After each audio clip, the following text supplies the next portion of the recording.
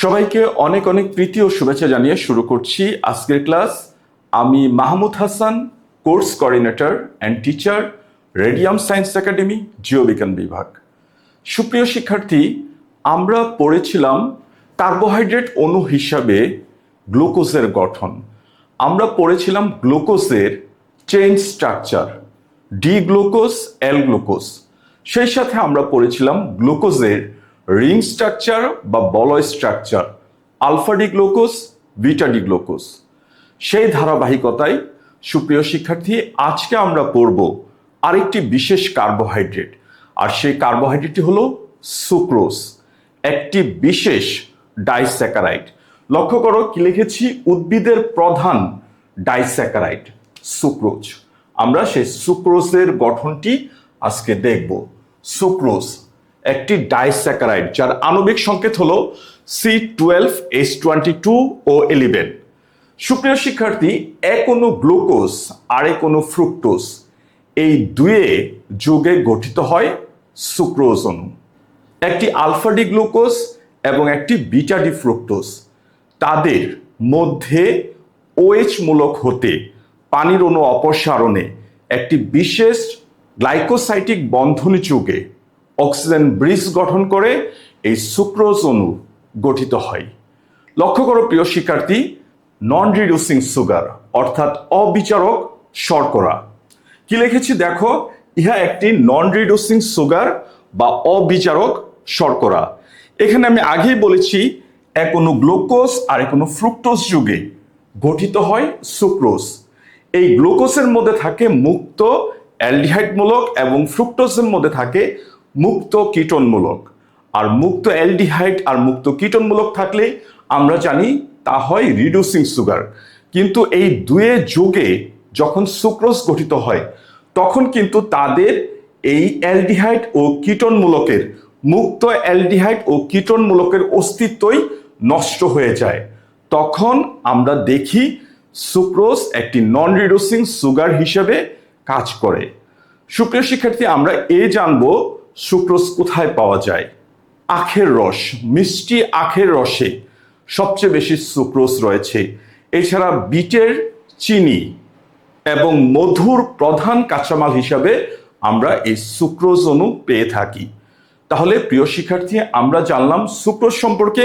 কি কি জানলাম দেখো, ইহা একটি ডাইস্যাকারাইড এবং যার আণবিক সংকেত C12H22O11। সেই সাথে আমরা জানলাম একটি নন রিডিউসিং সুগার, একটি আলফা ডি গ্লুকোজ এবং একটি বিটা ডি ফ্রুক্টোজ যোগে গঠিত হয় সুক্রোজ। আখের রসে মিষ্টির মূল উপাদান হিসাবে এই সুক্রোজ থাকে। উদ্ভিদের প্রধান একটি বিশেষ শর্করা ডাইস্যাকারাইড হলো এই সুক্রোজ অণু। এছাড়া বলেছি মধুর প্রধান কাঁচামাল হিসেবে ব্যবহৃত হয় সুক্রোজ অণু।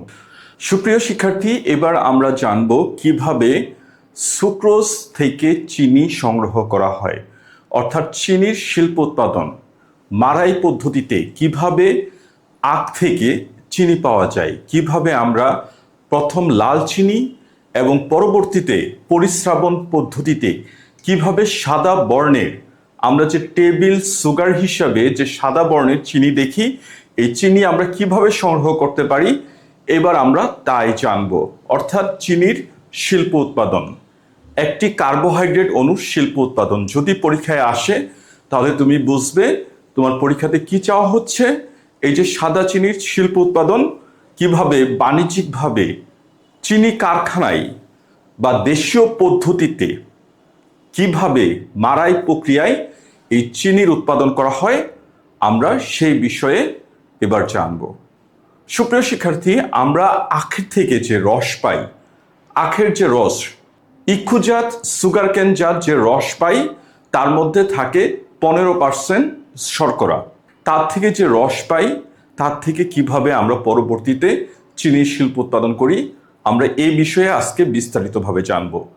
সুপ্রিয় শিক্ষার্থী, খুব ভালো করে মনে রাখবে, আখের রসের মধ্যে মাত্র 15% এই সুক্রোজ থাকে, আর বাকিটুকু পানি সহ অন্যান্য উপাদান থাকে।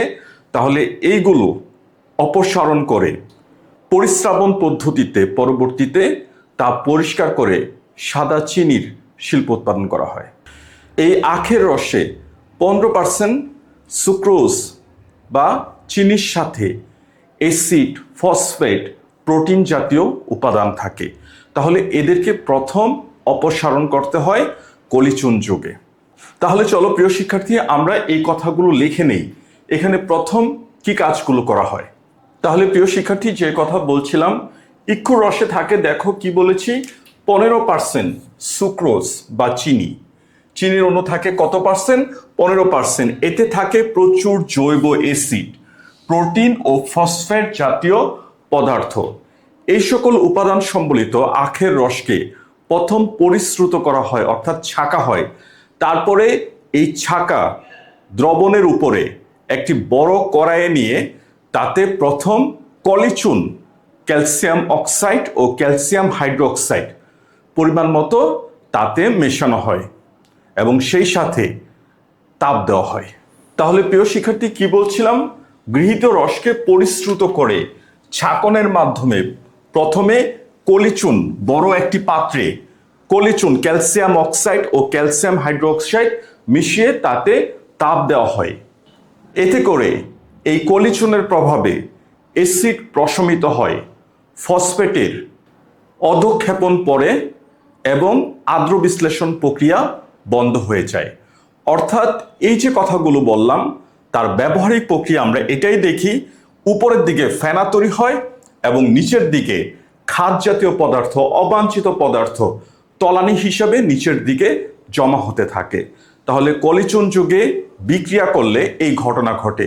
কি বলেছি আবার বলি, অ্যাসিড প্রশমিত হয়, ফসফেটের অধঃক্ষেপণ ঘটে এবং আদ্র বিশ্লেষণ প্রক্রিয়া, চিনির আদ্র বিশ্লেষণ প্রক্রিয়া বন্ধ হয়ে যায়। তাহলে প্রিয় শিক্ষার্থী, আবার লক্ষ্য করো, গৃহীত রসকে পরিশ্রিত করার জন্য কলিচুন যুগে বিক্রিয়া করার জন্য কিন্তু এই ঘটনা ঘটেছে। ফলে ভেজাল হিসাবে উপরের ফেনারূপে পদার্থ আলাদা হয়ে যায় এবং নিচে অবাঞ্ছিত পদার্থ অধঃক্ষেপণ আকারেও আলাদা হয়ে যায়। তাহলে চলো এই কথাগুলো পুনরায় লিখে নেই। তাহলে দেখো কি লিখেছি, রস ভেজাল ফেনা আকারে বা অধঃক্ষেপণ আকারে আলাদা হয়ে যায়।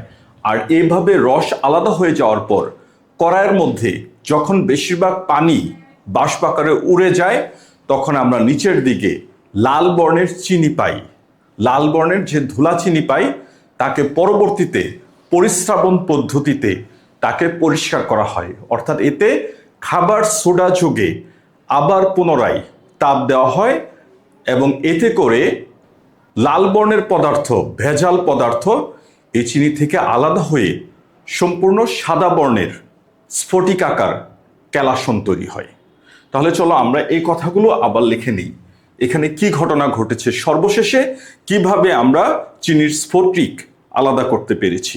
তাহলে কি বলেছি, পরিস্রাবণ পদ্ধতিতে বলেছিলাম সোডা যুগে পাতন করলে এই পরিস্রাবণ পদ্ধতিতে প্রাপ্ত পরিষ্কার রস, সোডা যুগে আমরা রসটিকে যদি পরিষ্কার করি তাহলে এখানে আর কোনো লাল বর্ণের অস্তিত্ব থাকে না এবং তা নিম্নচাপে ঘনীভূত করলে, অর্থাৎ তাকে ঠান্ডা করলে পরবর্তীতে চিনির স্ফটিক বা ক্যালাসন পৃথক হয়ে পড়ে।